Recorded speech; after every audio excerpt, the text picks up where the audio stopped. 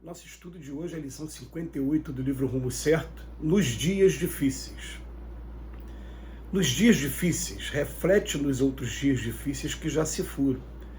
Depois de atravessar os transes e lutas que supunhas insuperáveis, não soubeste explicar a ti mesmo de que modo os venceste e de que fontes auriste as forças necessárias para te sustentares e refazeres durante e depois as refregas sofridas. Viste a doença no ente amado assumir gravidade estranha, e sem que lograsses penetrar o fenômeno em todos os detalhes, surgiu a medicação e a providência ideais que o arrebataram da morte. Experimentaste a visitação do desânimo à frente dos obstáculos que te gravaram a vida, mas sem que te desses conta do amparo recebido, largaste o desalento das trevas e regressaste à luz da esperança. Crises do sentimento que se te afiguravam invencíveis pelo teor de angústia com que te alcançar o imo da alma, desapareceram como que por encanto, sem que conseguisse definir a intervenção libertadora que te restitui a tranquilidade. Sofreste a ausência de seres imensamente queridos, chamados pela desencarnação para tarefas inadiáveis em outras faixas de experiência, e, no entanto, sem que dependesse de qualquer esforço, outras almas abençoadas apareceram, passando a nutrir-te o coração com edificante apoio afetivo. Tudo isso, entretanto, sucedeu porque persististe na fé, aguardando e confiando, trabalhando e servindo, sem te entregares à deserção ou à derrota, ofertando ensejo à bondade de Deus para agir em teu benefício. Nas dificuldades em andamento, considera as dificuldades que já venceste e compreenderás que Deus, cujo infinito amor te sustentou ontem, sustentar-te-á também hoje. Para isso, porém, é imperioso permanecermos fiéis ao cumprimento de nossas obrigações, de vez que a paciência no centro delas é o dom de esperar por Deus, cooperando com Deus, sem atrapalhar. O Emmanuel, ele enumerou 4 situações difíceis que provavelmente a gente já experimentou ou pode vir a experimentar a qualquer hora, e explicou que sem a gente perceber, sem pensar em como a gente arrumou forças para poder superar, a gente simplesmente superou porque o amparo veio.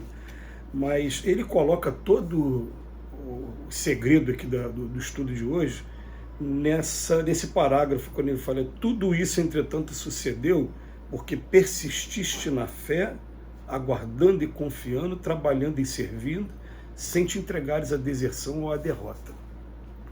A gente percebe o seguinte, eu vou acrescentar um aqui, que tem sido muito comum nos últimos 20, 25 anos, em que a gente vem estudando a doutrina espírita e que vem procurando compreender o fenômeno também da comunicação com os espíritos. Acontece que se mediunidade fosse somente você ver e ouvir os espíritos, a coisa seria muito mais fácil. O problema é que a mediunidade é o seguinte: um espírito chega do seu lado, você não está vendo aquele espírito, e de repente você sente uma angústia, você sente uma tristeza, você sente um desânimo, você sente alguma coisa que, de maneira intencional, ou às vezes até sem ter intenção, aquele espírito está passando para você. Eu estou falando porque sem ter intenção, porque eu já me peguei, por exemplo, para minha surpresa, sentindo uma dessas coisas que eu falei agora, e era um parente querido meu, que tinha desencarnado, estava vindo do meu lado, ele traz esses problemas com ele, e eu sinto, eu fico captando ali. Então o que acontece? Naquele primeiro momento, tem gente que não consegue discernir, fica: que tristeza é essa? Por que eu estou sentindo isso? Procura identificar em si mesmo qual é o motivo para estar sentindo esse tipo de coisa. E aí o que acontece? O motivo não está em você, o motivo está fora, mas você não está percebendo isso. Mas o que é que vem acontecendo? Persistindo na fé, aguardando e confiando, trabalhando e servindo, sem te entregar à deserção ou à derrota, você vai ofertando ensejo à bondade de Deus para agir em teu benefício. A gente não tem noção do que acontece cada vez que a gente vai até a nossa religião. Vamos generalizar aqui, né? Eu vou ao centro espírita, mas conheço pessoas que vão aurir essa fé dentro da igreja. E quando chega na igreja, ou no centro espírita, eu encarnado estou sendo atendido, o desencarnado também está sendo atendido. Então o que acontece? Acontece aquele fenômeno, eu saio dali, puxa, eu saí tão melhor do que quando eu voltei. Por quê? Porque aquela influência que estava do seu lado não está mais do seu lado. Ela não estando mais do seu lado, você recebe um novo refrigério, um novo incentivo para poder começar.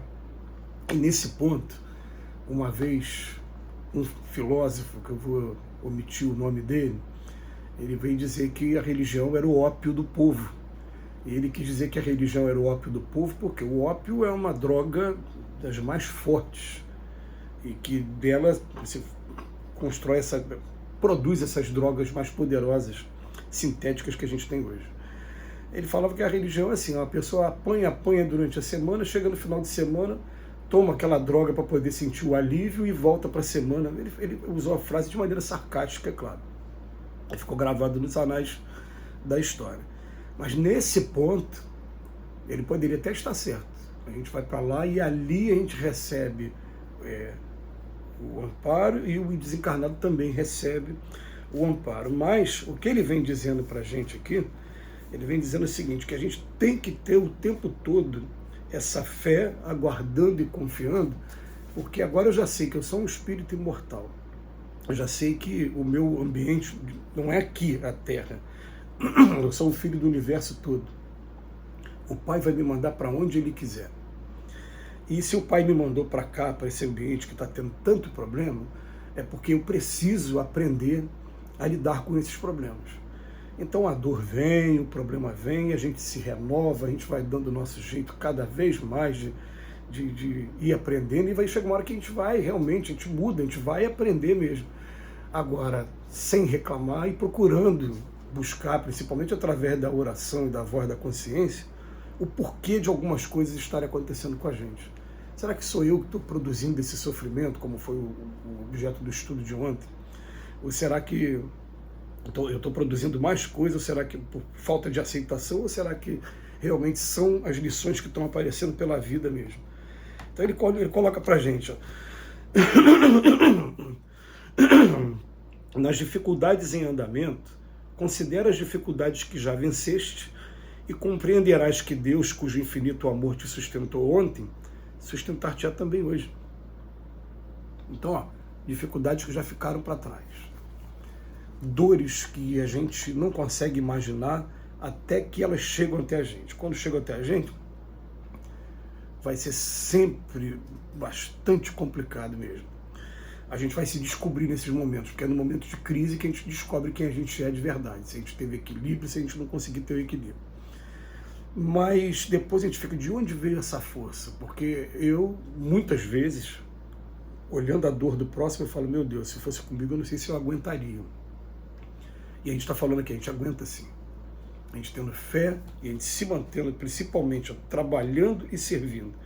O problema das pessoas, né, agora com relação até essa pandemia de depressão que a gente está vendo, é que quando os problemas vêm, as pessoas se retraem e se retiram do palco da vida através do isolamento, deixando principalmente de trabalhar e de servir.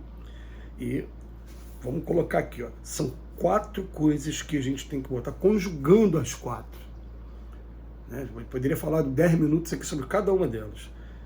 Aguardando, confiando, trabalhando e servindo. Não é só aguardando e confiando. Eu tenho fé e me isolo. Eu tenho que me manter em movimento o tempo todo, energia em movimento, para que a coisa flua. Então ele bota aqui, para isso, porém, é imperioso permanecermos fiéis no cumprimento de nossas obrigações, de vez que a paciência no centro delas é o dom de esperar por Deus. Então, cumprimento das nossas obrigações.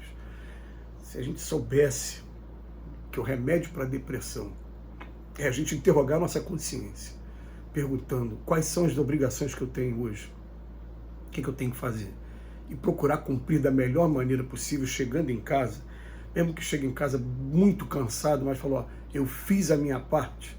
Quando a gente trabalhar até esgotar nossas energias, a depressão não vai ter chance de chegar perto da gente. Que Jesus nos abençoe hoje e sempre.